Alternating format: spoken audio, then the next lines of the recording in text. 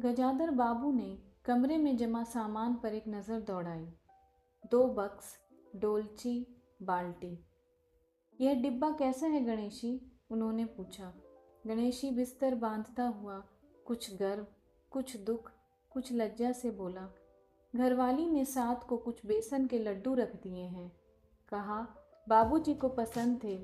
अब कहाँ हम गरीब लोग आपकी कुछ खातिर कर पाएंगे।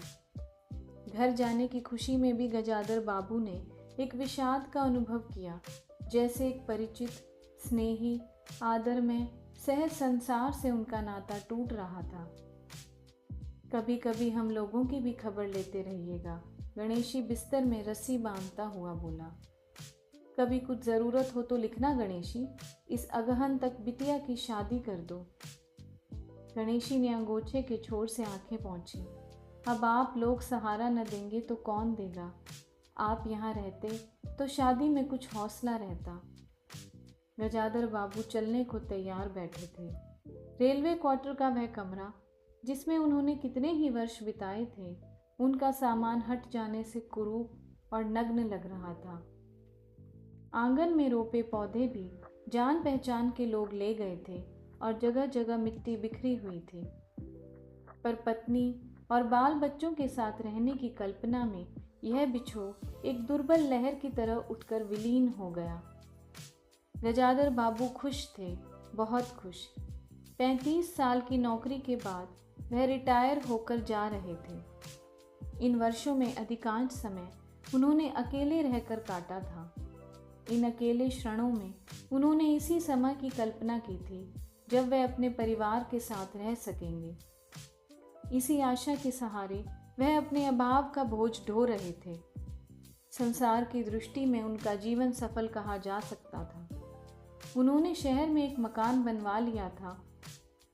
बड़े लड़के अमर और लड़की कांति की शादियां कर दी थीं। 2 बच्चे ऊंची कक्षाओं में पढ़ रहे थे।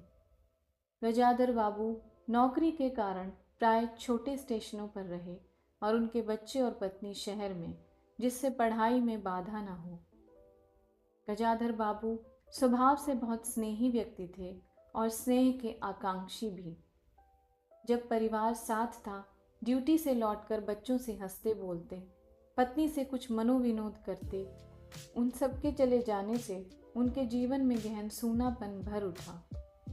खाली क्षणों में उनसे घर में टिका न जाता।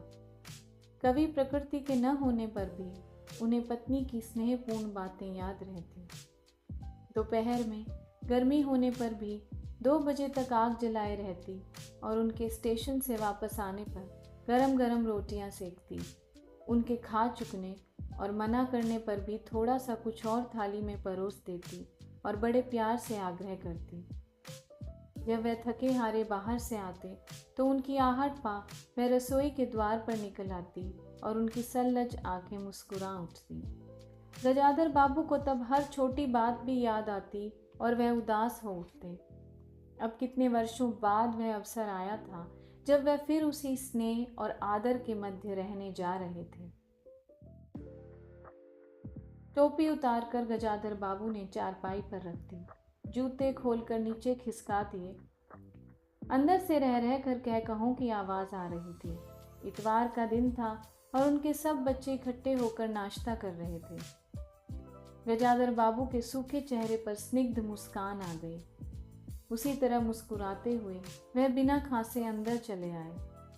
उन्होंने देखा कि नरेंद्र कमर पर हाथ रखे शायद गत रात्रि की फिल्म में देखे गए किसी नृत्य की नकल कर रहा था और बसंती हंस हंस कर दुहरी हो रही थी। अमर की बहू को अपने तन बदन, आंचल या घूंघट का कोई होश न था और वह उन्मुक्त रूप से हंस रही थी। गजाधर बाबू को देखते ही नरेंद्र धप से बैठ गया और चाय का प्याला उठाकर मुंह से लगा लिया। बहू को होश आया और उसने झट से माथा ढक लिया। केवल बसंती का शरीर रह रहकर हंसी दबाने के प्रयत्न में हिलता रहा। गजाधर बाबू ने मुस्कुराते हुए उन लोगों को देखा, फिर कहा, क्यों नरेंद्र, क्या नकल हो रही थी? कुछ नहीं बाबूजी, नरेंद्र ने सिर पिटाकर कहा। गजाधर बाबू ने चाहा था कि वह भी इस मनोविनोद में भाग लेते, पर उनके आते ही जैसे सब कुंठित हो चुप हो गए। उससे उनके मन में थोड़ी सी खिन्नता उपज आई। बैठते हुए बोले, बसंती, चाय मुझे भी देना। तुम्हारी अम्मा की पूजा अभी चल रही है क्या? बसंती ने माँ की कोठरी की ओर देखा। अभी आती ही होंगी, और प्याले में उनके लिए चाय छानने लगी। बहू चुपचाप पहले ही चली गई थी। अब नरेंद्र भी चाय का आखिरी घूंट पीकर उठ खड़ा हुआ। केवल बसंती पिता के लिहाज में चौके में बैठी माँ की राह देखने लगी। गजाधर बाबू ने एक घूंट चाय पी, फिर कहा, बिट्टी, चाय तो फीकी है, लाइए चीनी और डाल दूं। बसंती बोली, रहने दो, तुम्हारी अम्मा जब आएंगी तभी पी लूँगा। थोड़ी देर में उनकी पत्नी हाथ में अर्घ्य का लोटा लिए निकली और अशुद्ध स्तुति कहते हुए तुलसी में डाल दिया। उन्हें देखते ही बसंती भी उठ गई। पत्नी ने आकर गजाधर बाबू को देखा और कहा, अरे आप अकेले बैठे हैं, यह सब कहाँ गए? गजाधर बाबू के मन में फांस सी करक उठी। अपने अपने काम में लग गए हैं, आखिर बच्चे ही हैं। पत्नी आकर चौके में बैठ गई। उन्होंने नाक मुंह चढ़ाकर चारों ओर जूठे बर्तनों को देखा, फिर कहा, सारे में जूठे बर्तन पड़े हैं, इस घर में धर्म गरम कुछ नहीं, पूजा करके सीधे चौके में घुसो। फिर उन्होंने नौकर को पुकारा। जब उत्तर न मिला तो एक बार और उच्च स्वर में, फिर पति की ओर देखकर बोली, बहू ने भेजा होगा बाजार। और एक लंबी सांस लेकर चुप हो रही। गजाधर बाबू बैठकर चाय और नाश्ते का इंतजार करते रहे। उन्हें अचानक ही गणेशी की याद आ गई। रोज सुबह पैसेंजर आने से पहले वह गरम गरम पूरियां और जलेबी बनाता था। गजाधर बाबू जब तक उठकर तैयार होते, उनके लिए जलेबियां और चाय लाकर रख देता था। चाय भी कितनी बढ़िया, कांच के गिलास में ऊपर तक भरी लबालब, पूरे 2.5 चम्मच चीनी और गाढ़ी मलाई। पैसेंजर भले ही रानीपुर लेट पहुँचे, गणेशी ने चाय पहुँचाने में कभी देर नहीं की। क्या मजाल कि कभी उससे कुछ कहना पड़े। पत्नी का शिकायत भरा स्वर सुनकर उनके विचारों में व्याघात पहुंचा। वह कह रही थी, सारा दिन इसी खिचखिच में निकल जाता है।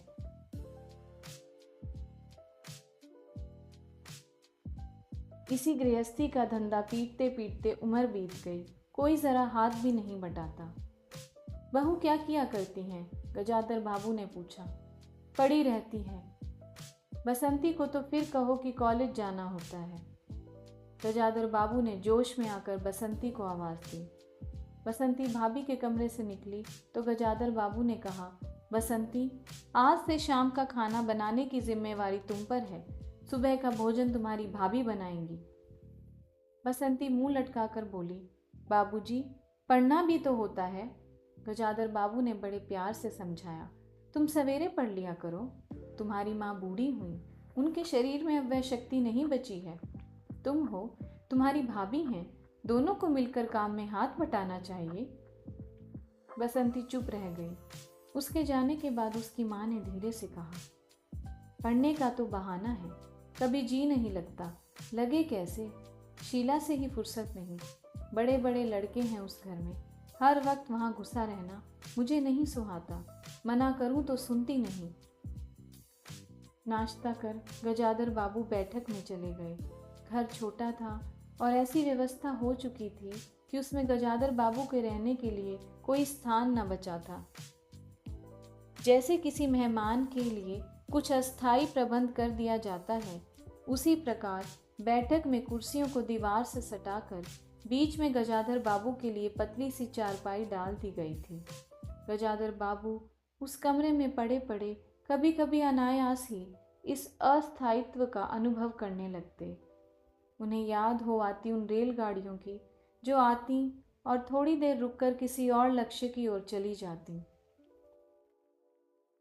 घर छोटा होने के कारण बैठक में ही अब अपना प्रबंध किया था। उनकी पत्नी के पास अंदर एक छोटा कमरा अवश्य था, पर उसमें एक और अचारों के मर्तबान, दाल चावल के कनस्तर और घी के डिब्बे से घिरा था।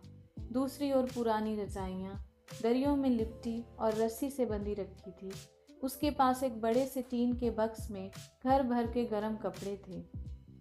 बीच में एक अलगनी बंधी हुई थी जिस पर प्राय बसंती के कपड़े लापरवाही से पड़े रहते थे। वह भरसक उस कमरे में नहीं जाते थे। घर का दूसरा कमरा अमर और उसकी बहू के पास था। तीसरा कमरा जो सामने की ओर था, बैठक था। गजाधर बाबू के आने से पहले उसमें अमर की ससुराल से आया बैंत की 3 कुर्सियों का सेट पड़ा था। कुर्सियों पर नीली गद्दियां और बहू के हाथों के कड़े कुशन थे।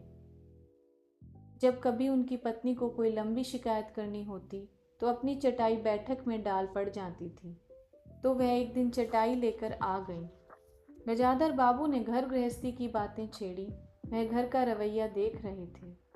बहुत हल्के से उन्होंने कहा कि अब हाथ में पैसा कम रहेगा, कुछ खर्च कम होना चाहिए। सभी खर्च तो वाजिब वाजिब हैं, किसका पेट काटूं? यही जोड़ गांठ करते करते बूढ़ी हो गई, न मन का पहना न ओढ़ा।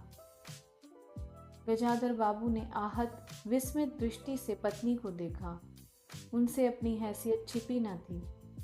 उनकी पत्नी तंगी का अनुभव कर उसका उल्लेख करती, यह स्वाभाविक था, लेकिन उनमें सहानुभूति का पूर्ण अभाव गजाधर बाबू को बहुत खटका। उनसे यदि राय बात की जाती कि प्रबंध कैसे हो, तो उन्हें चिंता कम, संतोष अधिक होता, लेकिन उनसे तो केवल शिकायत की जाती थी, जैसे परिवार की सब परेशानियों के लिए वही जिम्मेदार थे। तुम्हें किस बात की कमी है अमर की माँ?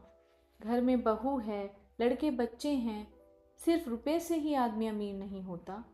गजाधर बाबू ने कहा और कहने के साथ ही अनुभव किया, यह उनकी आंतरिक अभिव्यक्ति थी, ऐसी कि उनकी पत्नी नहीं समझ सकती। हाँ, बड़ा सुख है ना बहू से, आज रसोई करने गई है, देखो क्या होता है, कहकर पत्नी ने आंखें मूंदी और सो गई। गजाधर बाबू बैठे हुए पत्नी को देखते रह गए। यही थी क्या उनकी पत्नी, जिसके हाथों के कोमल स्पर्श, जिसकी मुस्कान की याद में उन्होंने संपूर्ण जीवन काट दिया था।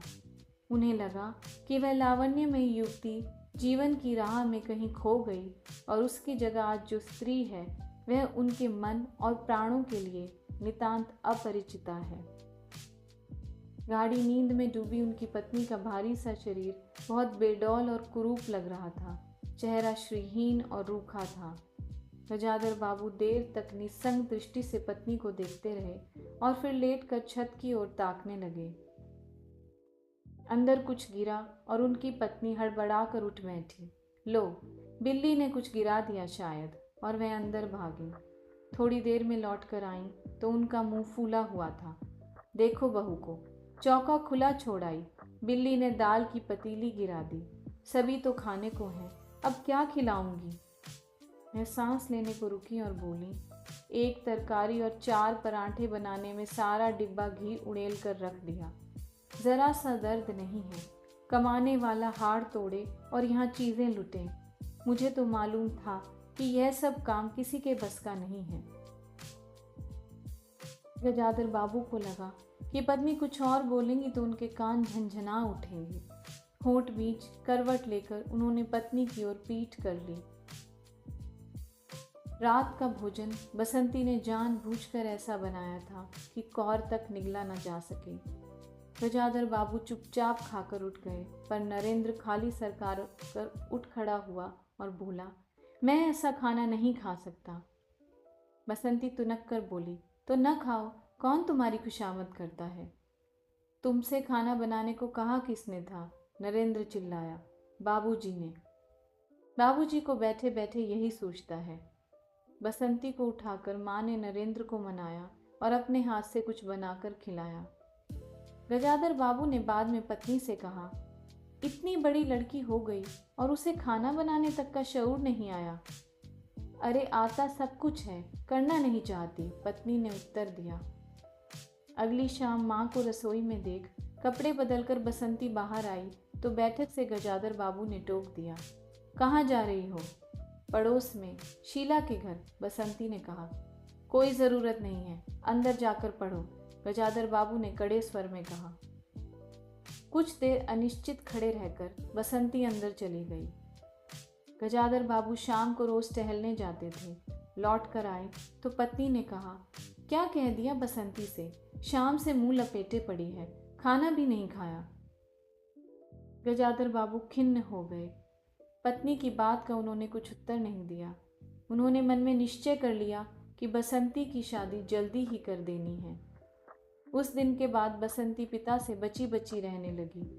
जाना होता तो पिछवाड़े से जाती। गजाधर बाबू ने दो एक बार पत्नी से पूछा तो उत्तर मिला, रूठी हुई है। गजाधर बाबू को और रोष हुआ। लड़की के इतने मिजाज, जाने को रोक दिया तो पिता से बोलेगी नहीं। फिर उनकी पत्नी ने ही सूचना दी कि अमर अलग रहने की सोच रहा है। क्यों? गजाधर बाबू ने चकित होकर पूछा। पत्नी ने साफ साफ उत्तर नहीं दिया। अमर और उसकी बहू की शिकायतें बहुत थी।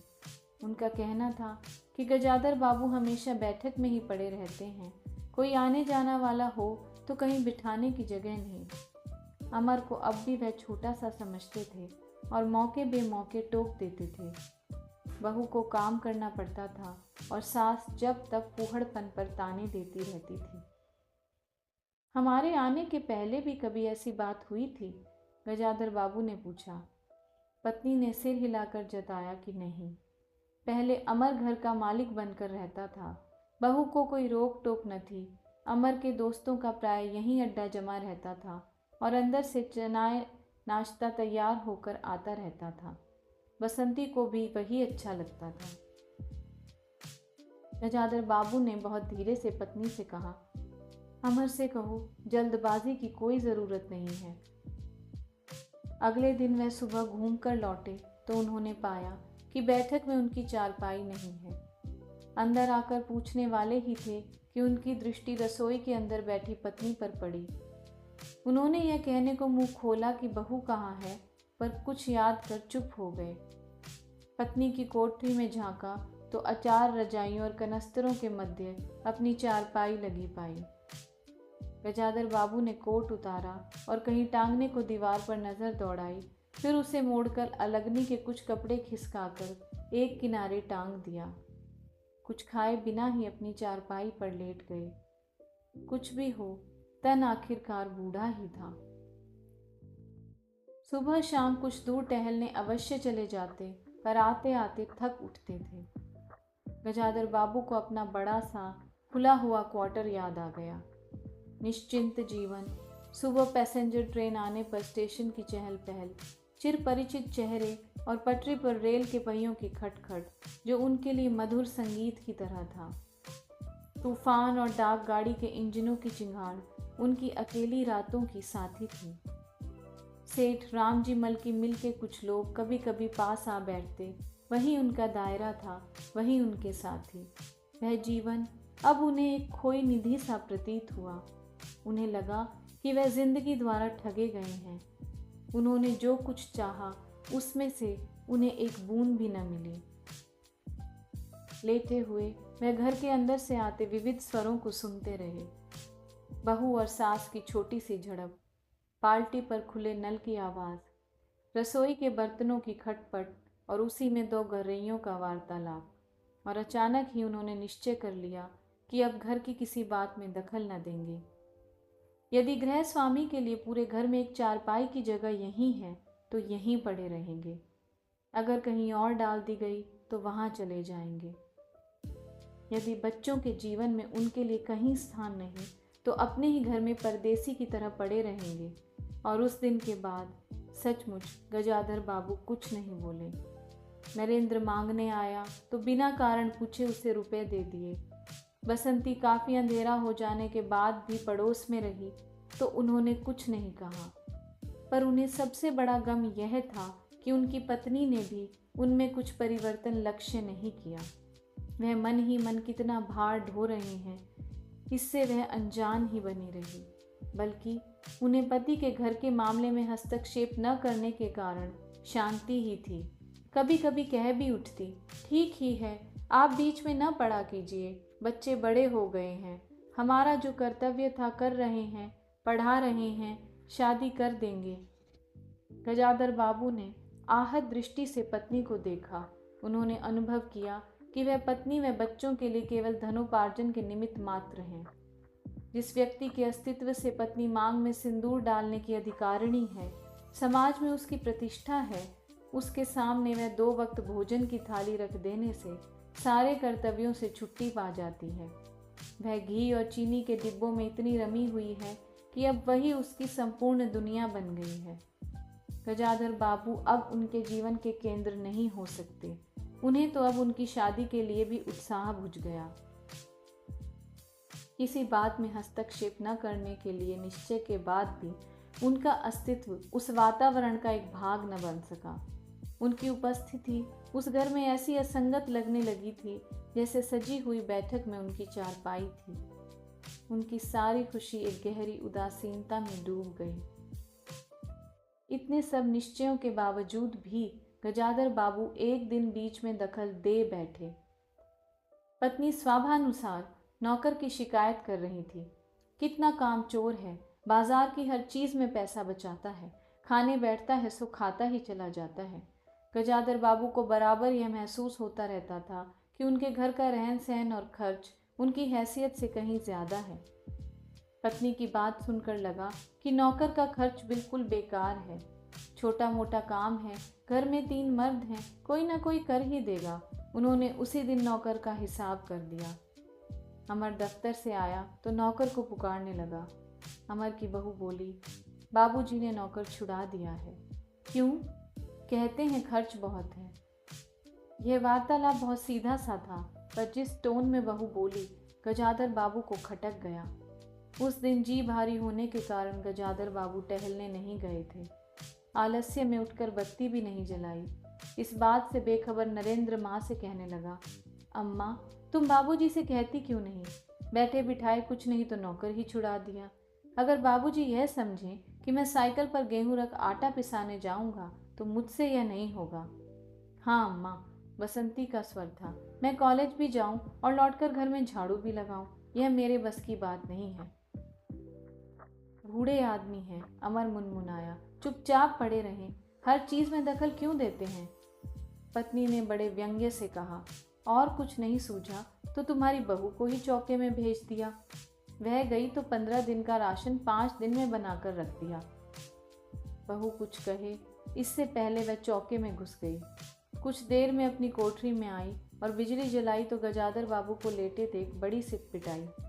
गजाधर बाबू की मुख मुद्रा से मैं उनके भावों का अनुमान न लगा सकी। वह चुप आंखें बंद किए लेटे रहे। गजाधर बाबू चिट्ठी हाथ में लिए अंदर आए और पत्नी को पुकारा। वह भीगे हाथ लिए निकली और आंचल से पहुंचती हुई पास आ खड़ी हुई। गजाधर बाबू ने बिना किसी भूमिका के कहा, मुझे सेठ रामजी मल की चीनी मिल में नौकरी मिल गई है। खाली बैठे रहने से तो 4 पैसे घर में आए वही अच्छा है। उन्होंने तो पहले ही कहा था, मैंने मना कर दिया था। फिर कुछ रुककर जैसे बुझी हुई आग में एक चिंगारी चमक उठे, उन्होंने धीमे स्वर में कहा, मैंने सोचा था कि बरसों तुम सबसे अलग रहने के बाद अवकाश पाकर परिवार के साथ रहूंगा। खैर परसों जाना है, तुम भी चलोगी? मैं? पत्नी ने सकपकाकर कहा, मैं चलूंगी तो यहाँ का क्या होगा? इतनी बड़ी गृहस्थी, फिर सयानी लड़की। बात बीच में काटकर गजाधर बाबू ने थके हताश स्वर में कहा, ठीक है तुम यहीं रहो, मैंने तो ऐसे ही कहा था, और गहरे मौन में डूब गए। नरेंद्र ने बड़ी तत्परता से बिस्तर बांधा और रिक्शा बुला लाया। गजाधर बाबू का टिन का बक्स और पतला सा बिस्तर उस पर रख दिया गया। नाश्ते के लिए लड्डू और मठरी की डलिया हाथ में लिए गजाधर बाबू रिक्शे पर बैठ गए। एक दृष्टि उन्होंने अपने परिवार पर डाली और फिर दूसरी ओर देखने लगे और रिक्शा चल पड़ा। उनके जाने के बाद सब अंदर लौट आए। बहू ने अमर से पूछा, सिनेमा ले चलिएगा ना? बसंती ने उछलकर कहा, भैया हमें भी। गजाधर बाबू की पत्नी सीधे चौके में चली गई। बची हुई मटरियों को कटोरदान में रखकर अपने कमरे में लाई और कनस्तरों के पास रख दिया। फिर बाहर आकर कहा, अरे नरेंद्र, बाबूजी की चारपाई कमरे से निकाल दे, उसमें चलने तक की जगह नहीं है। धन्यवाद। अगर आपको मेरी कहानियाँ सुनना अच्छा लगता है तो प्लीज़ इस चैनल को सब्सक्राइब करें और शेयर करें।